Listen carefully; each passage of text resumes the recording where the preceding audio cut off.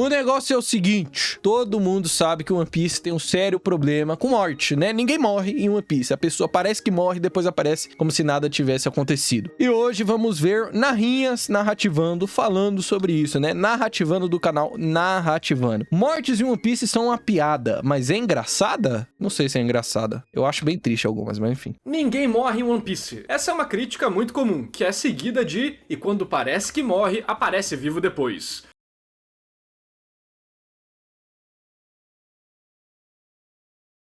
Rapaz, mano, parece... Caraca, o cara tava me ouvindo, velho. O cara tava me ouvindo. Que doideira, né? Aí, ó, narrinha gênio. Mas ela era rebatida com "ah, mas em flashback morre". Só que parece que nem isso é verdade mais. E afinal, isso é ruim em uma história? One Piece tá vacilando? Ou será que tem alguma técnica narrativa escondida?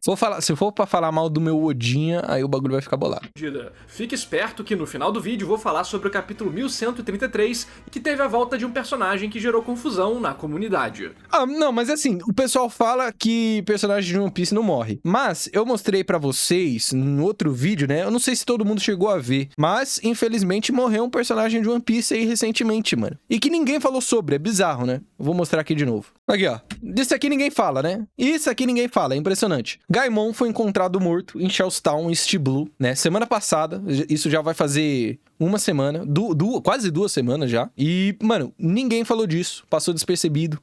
Um cara dentro de um baú incomoda muita gente. Infelizmente, né, passou batido aí. Bateu o carro? Pior, mano. Pior. Pegaram ele... A namorada dele ela já tinha sido casada com um cara que foi pra cadeia. Aí, quando ele saiu, né...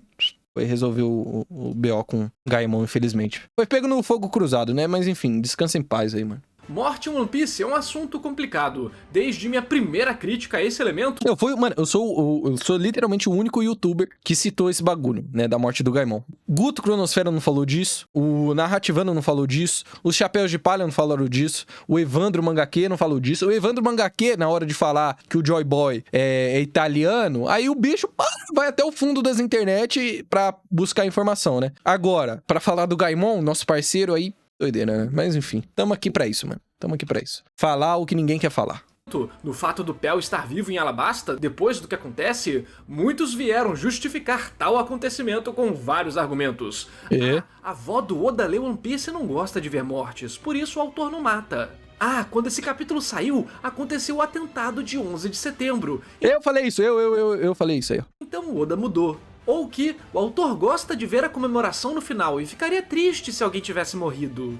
Independente desses motivos serem verdade ou não, eu acho que é um assunto mais complexo do que parece. Mortes são marcantes em histórias porque elas mudam o status quo dela, geram consequências de várias formas diferentes. Podem afetar a trama, podem ter um momento dramático, podem... Como é que ficou a situação da namorada do Gaimon, né? A pergunta é essa que fica, né? Depois do que aconteceu com ele, né? Infelizmente ela ficou sozinha, o pessoal lá da ilha dele ficou sozinho. Como é que fica a situação? É triste, né, mano? É triste. Afetar o psicológico do personagem. É uma ação que, teoricamente, não tem volta, e tudo que é definitivo ajuda a gerar tensão e engajamento do leitor. Mas isso não é garantia de que vai ser adorado, nem que vai ser bem feito. Existem muitas obras que abusam de morte de personagem, e tudo parece perder o peso, não importar mais, ficar vazio ou simplesmente ser valor de choque. Então, aparentemente, existe um falou de Jujutsu aí, ó, pra quem não sabe. Balanço nisso aí, e realmente existe. Se uma morte não é relevante pra trama, drama ou personagens, quanto mais você tentar forçar ela como algo emocionante, mais o leitor vai achar que ficou forçado. Os personagens podem até sentir, mas se o leitor não sentir, fica aquela desconexão emocional. Claro que existem técnicas para trabalhar você sentir algo através de um personagem em si. Por exemplo, a morte do Ace em One Piece. Ela muda muita coisa na história, afeta o Luffy e é feita para ser dramática. Mas o personagem em si não teve tanto foco para ser construído para o leitor nesse quesito. Então, muitas pessoas podem não ter sentido a morte dele. Mas aí que vem o apoio de outras técnicas.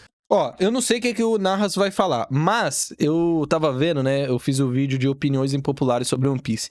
Aí teve algumas pessoas que falaram sobre justamente essa parte do Ace, né, e que não sentiu a morte do Ace porque ele não teve muito destaque e tal. Só que eu acredito que o Narrinhas vai falar sobre isso. A construção da morte do Ace não é pra que você fique triste pela morte dele, assim, né? Pelo personagem. Você fica triste pelo Luffy, né? E muita gente fala isso. Eu não fiquei triste pela morte do Ace, mas fiquei pela reação do Luffy.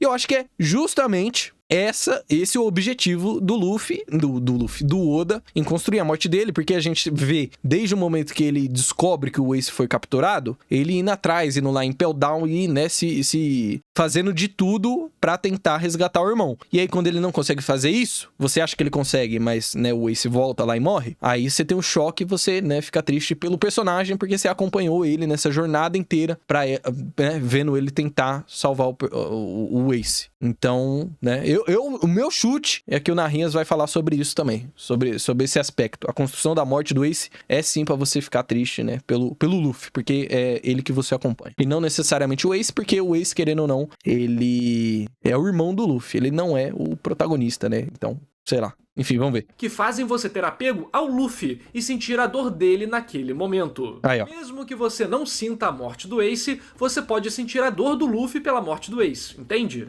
Só que, e quando uma morte faz sentido pra trama? Tá em um momento emocionante, vai...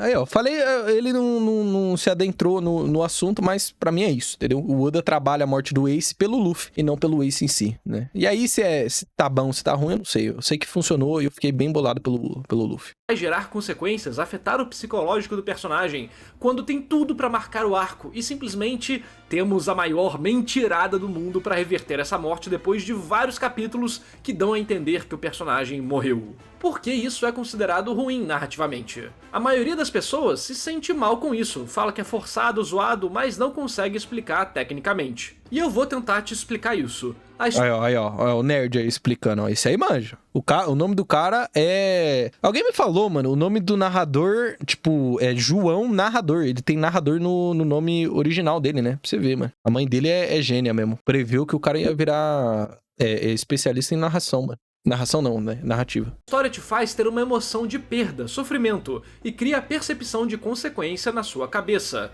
A partir daquele ponto, tudo muda. Os riscos aumentam, a emoção dos personagens chegam ao ápice. Você projeta a dor e as consequências daquilo na trama. As técnicas de empatia são ativadas em relação ao personagem que morreu, e também a dor dos que ficaram. Você sente a tragédia ou o sacrifício dele. Tudo isso é um combustível para fazer cada momento subsequente ser mais bonito, mais intenso.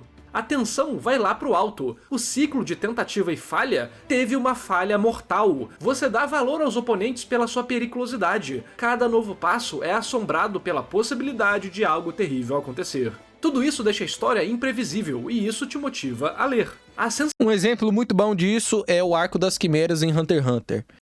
Eu fiquei jurando o arco inteiro que vários personagens iam morrer e, né, não deu outra. A sensação de consequência faz a história permanecer real e dá peso às ações dos personagens, sem contar com a questão da lógica dos acontecimentos dentro das regras do mundo que foram apresentadas. Esses são alguns dos efeitos mais por cima do porquê uma morte gera tanto interesse dos fãs. Por isso, quando a morte é falsa, as pessoas ficam revoltadas. Parece que tudo que você sentiu junto daqueles personagens é jogado no lixo. Parece que as consequências não existem, que a lógica interna da obra não é respeitada. Você lembra que aquilo não é real, por assim dizer, e sim só um produto. Ou seja, você é chutado pra fora da história e se pega falando, ah, que mentira, ou algo parecido. Eu Skypeia aí, ó, eu depois de ler Skypeia e ver que ninguém morreu. Mesmo que algumas mortes tenham níveis menores de importância e intensidade, conforme o autor vai repetindo as mesmas canalices, por assim dizer, mas a pessoa... Que isso? Chamou o Oda de canalha? Que isso, galera? Pô, que maldade com o meu veinho, mano. Ficar revoltada. Seja com o Pell morrendo, depois com a Frank Family, até, por exemplo, o Kinemon com aquela desculpa esfarrapada, horrorosa dele estar cortado ao meio pelo... Nossa! Nossa, mano, o que essa porra me deixou bolado em um ano não tá escrito, cara. Foi uma... E aqui eu tenho que falar aqui. O Oda foi piranha em ter feito isso. Falar que ele sobreviveu porque ele tinha sido cortado pelo Lau. Mano, o ano me deixou bolado. Se tivesse uma ou duas mortes falsas, beleza. Então, mas é 1 trilhão, né? Cada arco tem pelo menos umas 3 mortes falsas do Oda. Porra, é sacanagem, mano. Até hoje. Ou as várias mortes que dariam peso à guerra de Onigashima que não acontecem. E exato. As mortes que acontecem, mas rolam fora de tela e não tem quase nenhuma função na história. Isso nos leva ao capítulo 1133 de One Piece, onde vemos o gigante Sol vivo. Aquele lá que salva...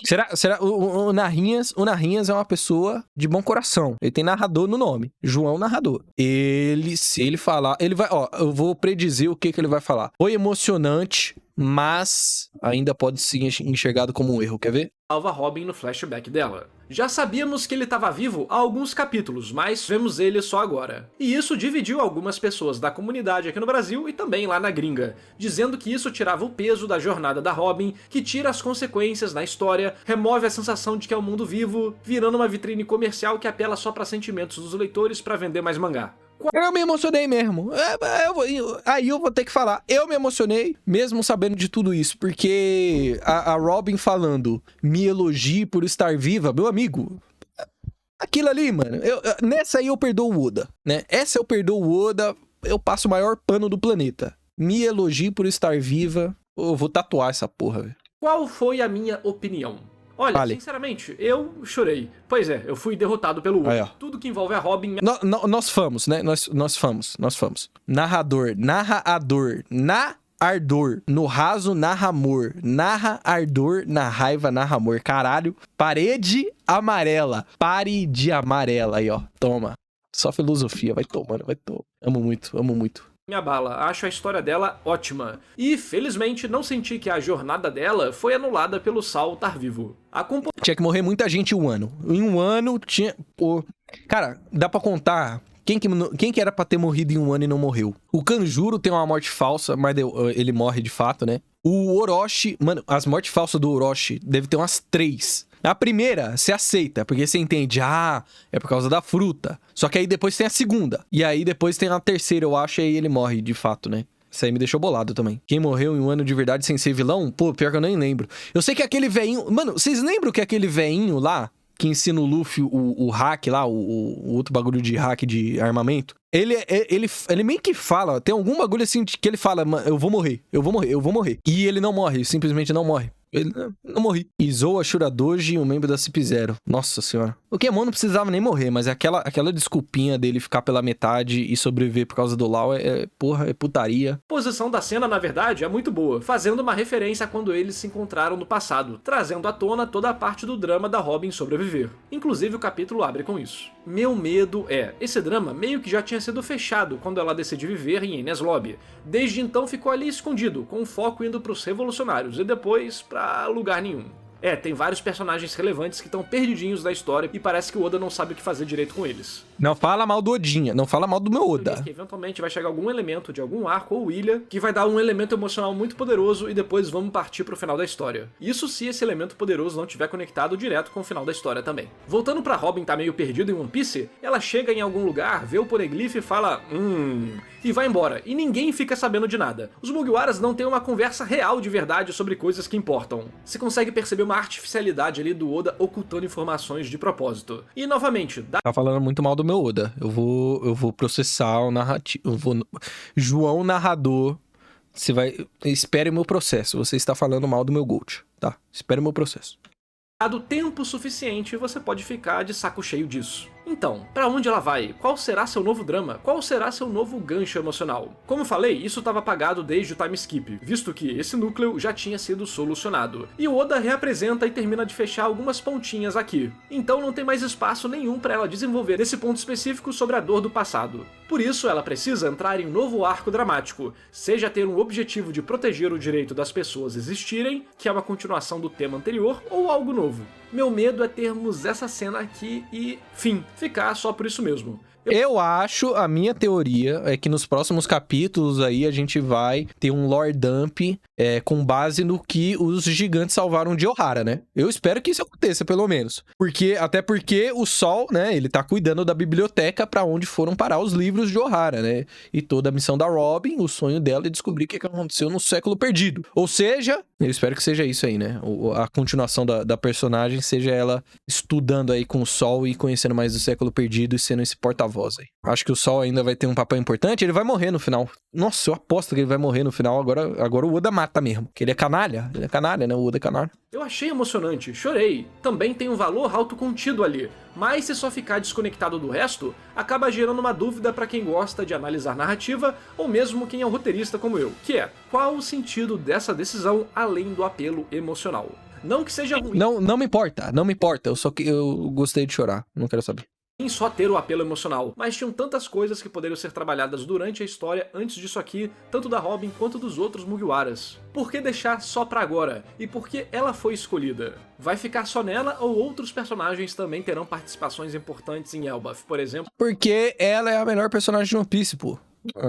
Pro Usopp. Minhas preocupações não são pra cena agora, e sim pro futuro da obra. Pra ser sincero, eu tava com um pouco de medo de ler esse capítulo. Já tinha pegado o spoiler e fiquei dividido. Ao mesmo tempo que eu sempre pensei que ele poderia ter sobrevivido de alguma forma, tava com medo de ser uma reunião fraca. Mas não foi, pelo menos pra mim. Amém. Só que quem não gostou pode ter sentido o peso de vários elementos que eu comentei nesse vídeo, tornando a cena meio chata pela junção deles. Pra mim, não é o Sal estar vivo que é o problema, e sim o fato de que, constantemente, o Oda usa essa cartada. E quando você vê o truque de mágica várias vezes, ele perde a graça. Aqui acaba rolando uma outra divisão, que é a questão de fazer sentido ou não, que às vezes se mistura com a narrativa e a intenção do autor em si. Como o Aokiji sempre foi meio irreverente, pelo nome da técnica ter sido Cápsula do Tempo de Gelo e ele ter deixado a Robin fugir de propósito, havia aquela probabilidade pequena, ainda mais pela ilha ter pegado fogo e bem, como o personagem falou, o fogo derreteu o gelo. O negócio é, como é que ele fugiu dali, quem ajudou ele? Eu imagino que o Oda tenha essas respostas, mas não sei se ele vai dar elas diretamente pra gente, ou falar em um SBS, ou simplesmente não comentar. Agora, o que não pode... Acho que nem precisa, eu acho que essa parte aí nem é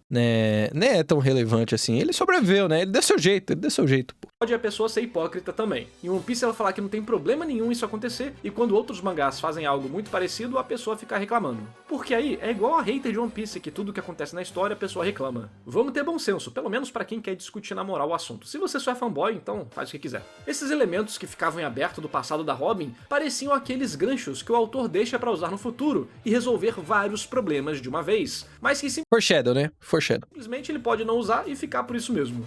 Agora, por que ele estar vivo é ok, mas a mãe da Robin não? Aplica essa lógica para vários outros personagens. Por que o problema com Ino estar viva, ou o Gold Roger, ou o Oden, ou o Ace, ou o Sabo? Repapera, o Sabo tá vivo mesmo. Você vai pensar em vários motivos diferentes, desde coisas do lore, ou de você ter visto a morte da pessoa de fato, ou as consequências emocionais, enfim, tem muita coisa. É um balanço complicado. O Sal tem importância, mas ele teve relativamente poucos momentos com a Robin. Não foi o catalisador da dor dela ou da jornada da personagem em si. Isso foi a morte da mãe. Ele é mais um companheiro que ajudou ela a passar por aquilo. Agora é ver se o... Discordo, não, aí eu discordo. O Sol é quem... Ele é quase tão importante quanto a mãe, pô, porque é ele quem ensina a Robin a rir, né, na dificuldade dela ali, quando ela tá sozinha, e é ele quem salva ela, né, ele que leva ela lá pra tentar fugir, no final das contas, né. Ele é a primeira chama da esperança da Robin. Oda tornará a presença dele vivo em algo marcante e interessante, que possa compensar os possíveis problemas. Eu acho a maior parte das não-mortes de One Piece meio chatinhas, mas tanto faz, tipo a Frank Family. Já outras são mais revoltantes, como a nos casos de Wano. Mas o Sol nem me incomoda, ainda mais se ele for o catalisador para o novo arco da Robin. Só que entendo perfeitamente quem se incomoda, e não é certo desmerecermos as sensações ou análises dessas pessoas. Eu desmereço. Mano, não se emocionou, mano. Pô, o bagulho é zica.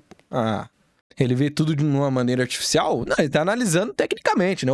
O nome do cara é João Narrador. Ele é especialista em narrativa. Ele tá analisando tecnicamente a narrativa, né? As técnicas do Oda, o bagulho todo, pô. Pessoas. A gente pode discordar, mas falar que a pessoa é burra, ou que a experiência Não, burra não é, só é sem coração, né? dela é menos válida do que a sua, é bem errado e desnecessário. Porque cada um tem uma relação diferente com a obra, cada um se preocupa com uma coisa diferente. Cenas têm diferentes pilares de interesse, e às vezes o que você se envolve mais não foi bem trabalhado. Só sei que na minha análise anterior eu falei que o Sol estaria super de boa, que não poderia ser de fato algo ruim, e se fosse algum problema ele seria solucionado rapidamente, porque o quadro que anunciava que ele estava mal era muito pequeno. Marca aí mais um ponto pro Narras. Agora me diz nos comentários. Narra gênio, pô. 1. Você se emocionou? E 2. Independente de você ter se emocionado ou não, você acha que a volta dele foi boa ou ruim?